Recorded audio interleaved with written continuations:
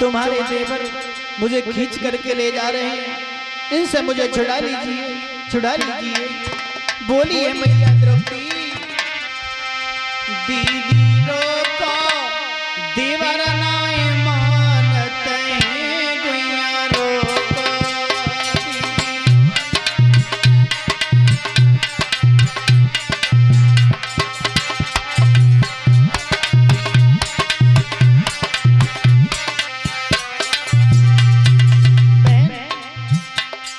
अपने देवर को रोक लीजिए, ये सभा के लिए मुझे ले जा रहे हैं, मैं नहीं जाऊंगा, नहीं जाऊंगा। गुइया रोको देवर नाय मानते हैं, दीदी रोको।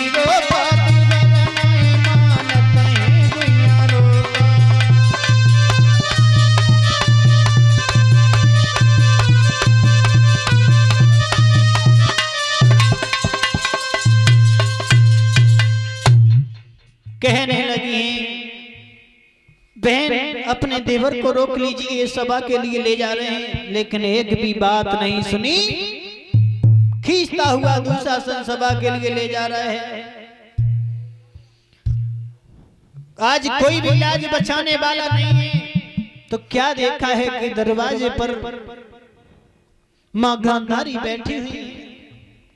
मां गांधारी को देखा द्रौपदी ने, तो मां गांधारी से कहा है, भैया तुम्हारा लाल मुझे सभा के लिए ले जा रहा है। मां हमारे ससुर और जेठ बैठे हुए, मैं उनके सामने कैसे अपना मुख दिखाऊंगी। मैया अपने बेटा को रोको, ये मेरे केस पकड़ के खींच कर ले जा रहा है, इसे रोको। लेकिन नहीं, मैया भी नहीं सुन रही है, विनय कर रही है। द्रौपदी विनय करके बोली है, ओ गांधारी मेरी सास ललाय अपने को मैया रोकरी।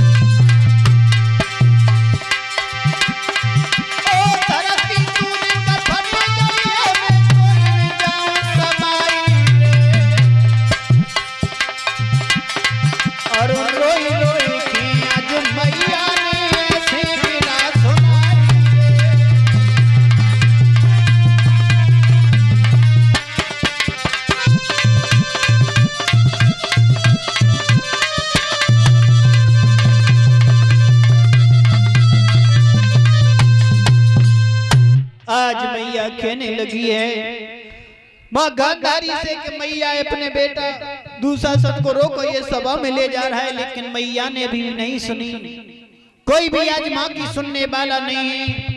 अंत में ये हुआ है कि सभा में खींच करके लेकर गया।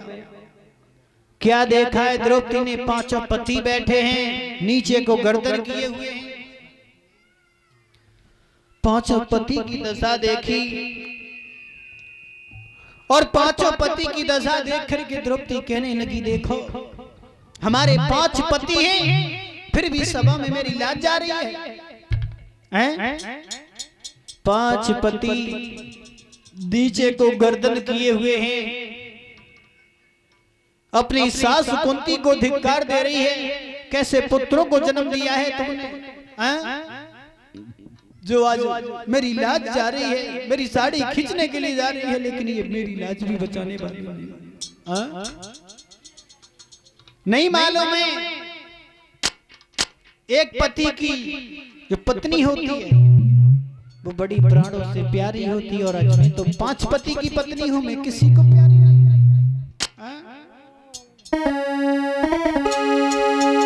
अरे एक पति की नारी लगत को बड़ी प्राण से प्यारी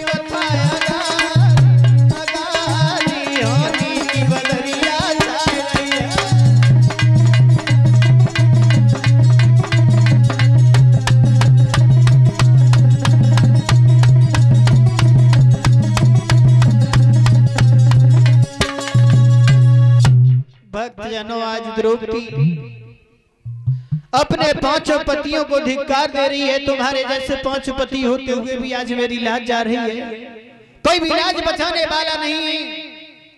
अंत में यही हुआ है कि द्रौपदी ने देखा अब तो कोई बचाने वाला नहीं।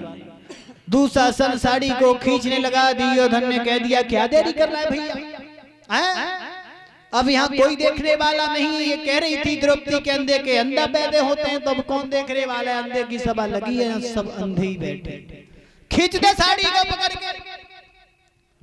तो आज साड़ी को खींचने लगे हैं भक्तजनों, और जब साड़ी खींचती हुई देखी है मैया द्रौपदी ने कि मेरी आज झलास जा रही है। अंत में भगवान को ही ध्यान किया है, और जब भगवान को ध्यान करने लगी है मैया, भक्तजनों भगवान तुम्हारे बिना आज मेरी कोई भी लाज बचाने वाला नहीं है। तुमने सभी दीन दुखियों की लाज को बचाया और आज मेरी यहाँ लाज जा रही है। तुम्हारे बिना मेरा कोई भी नहीं है। भगवान को याद किया है।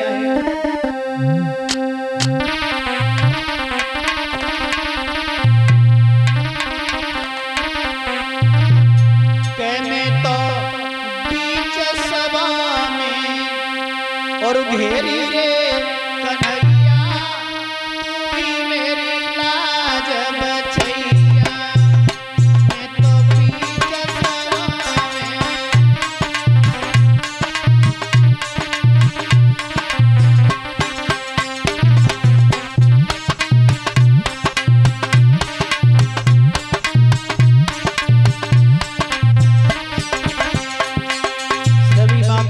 भाई बंधु ताली बजाते हैं, तालियों का साथ देते हुए, क्योंकि भगवान की कथा में कीर्तन बोला जाए तो ताली बजाया। सभी भक्त ताली बजाएंगे, क्योंकि सर्दी भी पड़ रही है तो सर्दी भी दूर हो जाएगी ताली बजाने से, बहुत फायदा हो जाता है। संशय रूपी पक्षी बैठा होता है वो भी उड़ जाता है, हाथ का व्यायाम भी हो जाता है, और ताली बजाने से हाथ की रेखा बदल जाती है। तो सब लोग ताली बजाते हैं। मैं कभी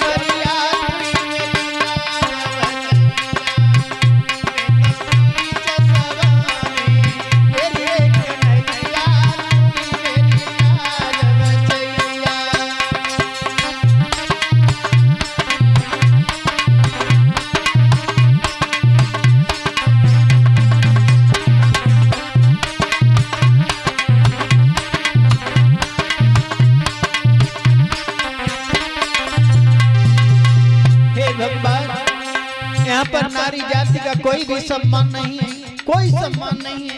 मेरी साड़ी को खींच रहे प्रभु। अरे नई नारी की नीतियां हैं,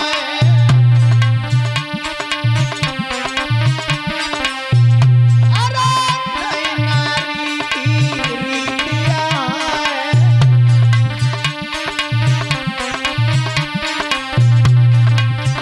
क्या तो पाप किया रे, पाप किया दिए तेरी रे, सवरिया